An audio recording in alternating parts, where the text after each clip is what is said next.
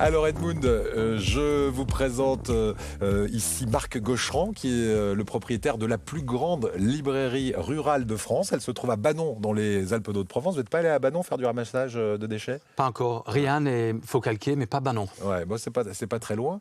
Bienvenue à vous, Marc. Bonjour.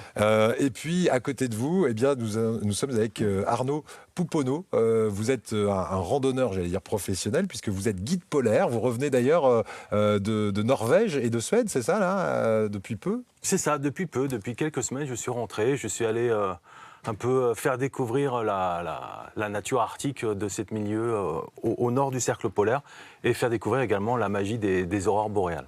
Alors, avec Marc, qui tient donc cette très grande librairie, vous organisez des randonnées littéraires. Qui en a eu l'idée? C'est vous, Marc, qui avez eu On peut dire que envie de les lancer? L'idée est conjointe.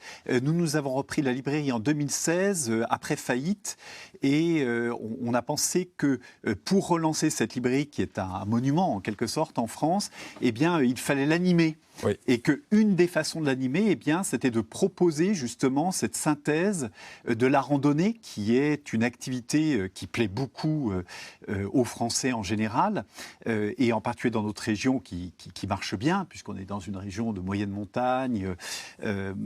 Voilà. Et puis, par ailleurs, cette dimension de littérature qu'on cultive tous les jours au Bleuet. Voilà. Donc, de notre côté, nous en avions l'idée, et Arnaud est arrivé sur la région banonnaise et nous a fait la proposition, je dirais, en quelque sorte, cette proposition à laquelle nous pensions déjà. Voilà. Donc, alors, le mariage a réussi. Le mariage a réussi et ces randonnées, vous me dites, on vient de très loin, parfois dans la région pour les faire, puisque votre librairie contient combien de livres? Vous m'avez dit, c'est des dizaines Alors, de on a milliers. plus de 100 000 livres, voilà. Ouais. Et on est ouvert 365 jours par an, il y a strictement 0 jour de fermeture, donc ça je crois que ça participe à l'ADN du Bleuet, à la dimension mythique de la librairie, puisque le 1er janvier par exemple, on ouvre et la librairie est pleine toute la journée, ce qui peut paraître assez ahurissant. Les gens viennent effectivement de très loin, hein, le rayon quotidien c'est 250 km. Vous imaginez, Edmond, qu'on vient de 250 km à la ronde de Grenoble parfois pour aller dans cette librairie qui est vraiment un mythe. Hein. Et alors, ce qui est fou, c'est qu'en 2014, elle était pratiquement en faillite et que grâce à ces animations, comme la randonnée littéraire, on va y revenir tout de suite, vous avez réussi à relancer cette librairie. C'est ça? Et aujourd'hui, 14 personnes y travaillent quotidiennement. Voilà, tout à fait. Ouais. Oui, ben, ça aurait été au fond une catastrophe que ce lieu mythique, puisque c'est vraiment le cas. Donc on parle du rayon de 250 km, mais au moment des vacances, on a évidemment la France entière qui arrive, parce que ce sont des gens qui viennent passer des vacances dans les Alpes de Haute-Provence, qui est un lieu magnifique pour venir passer des vacances. Et puis on a beaucoup de Suisses, beaucoup de Belges, etc. Et puis même des gens qui viennent de plus loin, on a des Canadiens, Voilà. etc. Et tout ça pour dire que ces personnes qui viennent de très loin peuvent profiter non seulement des livres, mais aussi des paysages. Et c'est là qu'intervient Arnaud pour ces randonnées littéraires. Alors, comment ça se passe une randonnée littéraire? C'est quoi l'ambiance? Si on a envie d'y aller avec Edmund, il faut s'inscrire longtemps à l'avance? C'est très prisé déjà? Parfois, oui, c'est vraiment très prisé. Donc ça dépendrait plutôt de la période, hein, pas forcément de l'auteur. En fait, c'est voilà, ben, ça se passe en général rendez-vous devant le Bleuet ou alors dans les villages alentours, autour de Banon. On part pour en général une journée. Petite journée de marche douce avec régulièrement des petites pauses lecture. Il vous a regardé quand il a Oui. dit marche douce. Voilà. Parce que Avec il a bien l'auteur, compris. c'est toi qui racontes les livres, comment ça fonctionne? Alors, principalement, c'est moi qui raconte le livre, parce que l'auteur, je souhaiterais bien qu'il soit là, mais il n'est pas forcément là. Parce Mais que parfois, il est là. Hein. parfois, il est là, c'est arrivé des auteurs locaux. Du coup, alors là, c'est magnifique, parce que là, il n'y a qui mieux que l'auteur pour parler de ses livres. Et quand l'auteur est un auteur local, ou en tout cas quand il a utilisé les décors locaux, vous allez vraiment raconter le roman dans les lieux qui ont inspiré le roman. C'est ça aussi le plus de la randonnée littéraire? Ah, tout à fait. Lorsqu'on est avec l'enfant du pays, le grand Jean Giono, là, c'est un vrai bonheur, en fait, de errer dans les campagnes, sur la montagne de Lure ou dans les villages abandonnés qui ont complètement inspiré ses œuvres. Voilà. Après, sinon, ça peut être des auteurs contemporain ou pas, français ou pas, en fait.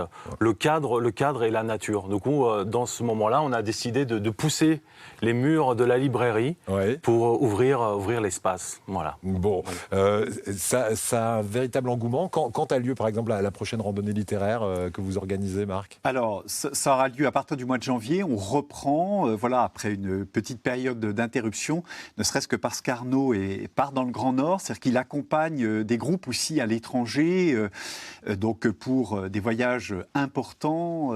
Voilà. Donc, on a certains moments d'interruption, mais...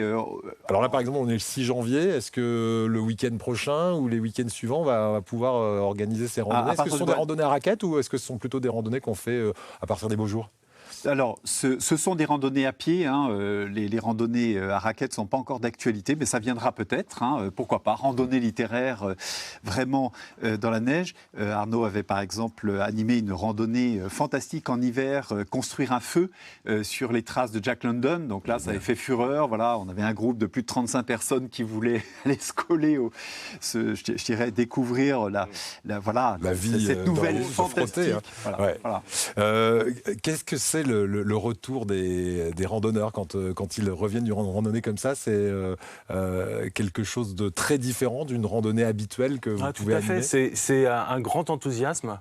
Alors il y a déjà la complicité de se retrouver dans la nature et le bien-être qu'amène la nature, mais surtout là, c'est-à-dire que vous vous retrouvez avec des gens qui sont amoureux des livres, et là donc ça engendre souvent des grands débats, des grandes discussions où chacun a toujours des conseils à apporter de lecture qu'on n'a pas faite.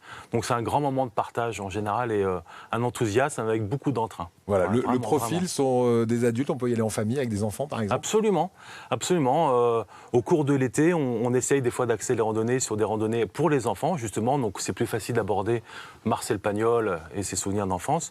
Et vraiment, il y en a pour tous les âges, vraiment à tous les âges, tous les niveaux. Eh bien, écoutez, merci d'être venu nous en parler. Le Bleuet, si on veut s'inscrire pour les randonnées, s'informer, lebleuet.fr, c'est votre site internet? Voilà, tout à fait. Il y a toutes sortes de moyens d'information, les réseaux sociaux, la newsletter, le site, etc.